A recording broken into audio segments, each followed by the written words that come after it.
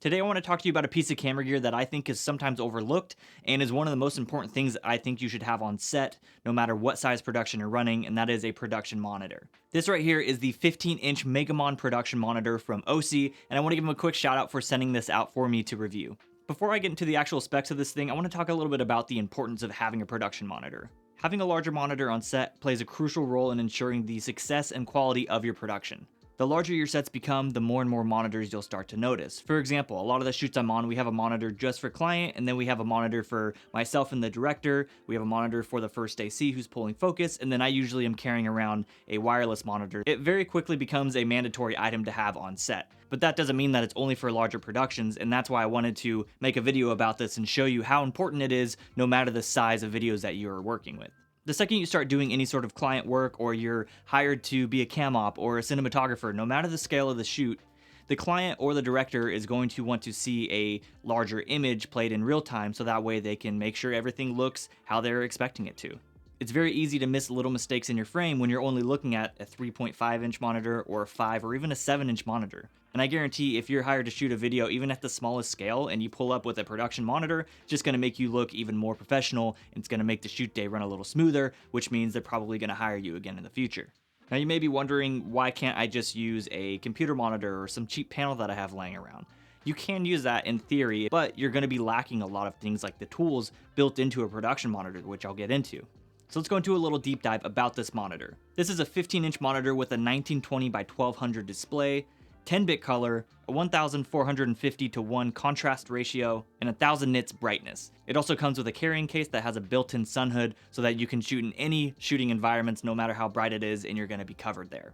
Now let me move around to the back so you can see what's back here. Now I did change the actual mount itself because I do a lot of vertical shooting, so I needed a mount option where I can throw it on its side like that. So it has VESA mounts here. You can throw any mount on it if you don't want to use the included one. The only downside to using a third-party mount is the fact that I can't fit a baby pin through the hole of the case and mount it from there, so I have to mount it from the back, which again, not a huge deal, but sort of inconvenient. But on the back here, you'll see that it has 2 SDI ins, 1 SDI out for looping out to another monitor. You have 1 HDMI in and 1 video in here. And that brings me to my first gripe about this, is the fact that it does not support multi-view. So you can only run 1 camera feed in here at a time, even though there are multiple inputs on the monitor. Some other monitors will support at least 2 and some will support 4. So if you do a lot of multicam shooting like interviews or live broadcast type stuff, you'll have to get a decimator or something to split the feeds if you want to run multiple views into this. That is somewhat of a bummer for me, but at the same time, a lot of the times I'm using this, it's for smaller shoots where I just have a single camera anyways, and so it hasn't been a huge deal. Moving around here, I have the V-mount option. It comes in a V-mount or a gold mount option. That way you can plug this in and just run completely wireless. If you're on location outside and there's no power, you can just have a couple V-mount batteries that'll power this thing for as long as you need it to. And that's another reason why having a production monitor like this is going to be helpful compared to just running a cheaper computer monitor or something like that. There's also this accessory plate here that has a few 1/4 20s and 3/8 screws in it. So usually I will put my wireless here, and then I can plug that straight into this V-mount and power that all day and be fine. Now moving back around to the front, this brings me to one of the reasons why having a production monitor is going to be very helpful, and that is the fact that it has so many built-in tools within it. So this monitor has a bunch of different tools, but I'll just show you some of the ones that I have pre-programmed here. So on this one, I can turn on and off my false color. This is my focus assist, so it gives me focus peaking to make sure I know everything's in focus whenever I'm checking the frame. Right here is your markers, so this is kind of your crosshatch where you can make sure that you're framing everything properly, especially if you're doing multiple type of deliverables like 16:9 and 9:16. I can see that I'm gonna fit within these frames and be okay.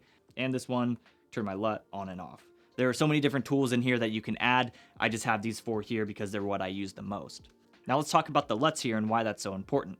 If you are running a smaller camera or maybe a more entry-level cinema camera, you're going to run into some issues like not being able to output a LUT or not being able to play back a LUT. In my case, the C70 is what I would consider an entry-level cinema camera, so it can output a LUT directly from the camera, but when I go into playback, it plays it in log, and that's just annoying, especially when you have the client and director around. You want to make sure you're showing the image in a way that it's going to be in the final edit. Having a monitor like this, you can load whatever LUT you need. You can also input them in here, and so you can put custom LUTs inside of it. And that's really going to help you when it comes to exposing the image and making sure it looks as good as it can for the final edit. I've used this on a couple different projects over the past 2 months, and I'm very impressed with the quality of the panel itself. It's super color accurate, and I'm very happy with the image I'm able to get straight from this monitor. Now, keeping in mind that this is a sub $1,000 monitor, it is going to come with some drawbacks, one being the lack of multi-view support, and also just the build quality itself isn't bad. The panel itself is very nice, but I think the plastic around here is a little cheap and everything on the back here. But again, that's not a deal breaker for me, especially for what I'm using this for. And if you keep it in the case that it comes with, that really doesn't matter. I was a little underwhelmed with the mount that it came with. Within minutes of me having this on, I did notice it was already starting to loosen at a point where you have to take the bracket off to tighten the screws that are holding it together. But I had to, again, change it anyways to this monitor mount just to make it a little easier for throwing into vertical. But you also don't need to use the stand. You can use the included feet and just set it on a tabletop or flat surface. Just note that you cannot keep this in the case with the feet on. You have to take them off for storage. Kind of annoying, but if you want to just use the case, you can set it on a tabletop and probably be fine.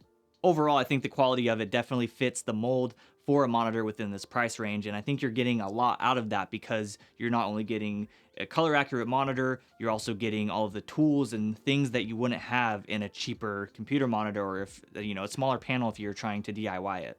We're in this era of filmmaking where you can get quality camera gear for a much more affordable price, and that's why something like this really fits into the market of filmmakers, because you can increase your production quality by having a monitor like this on set without spending thousands and thousands of dollars, and sometimes that just doesn't make sense to do it. There's been so many times in my filmmaking career where I wish I had certain tools, but I just couldn't afford it. I simply couldn't afford it. I wasn't getting the budgets that would allow me to either rent it or whatever it is. And so being able to get into something like this at a much more affordable price point, I think is huge for the industry as a whole.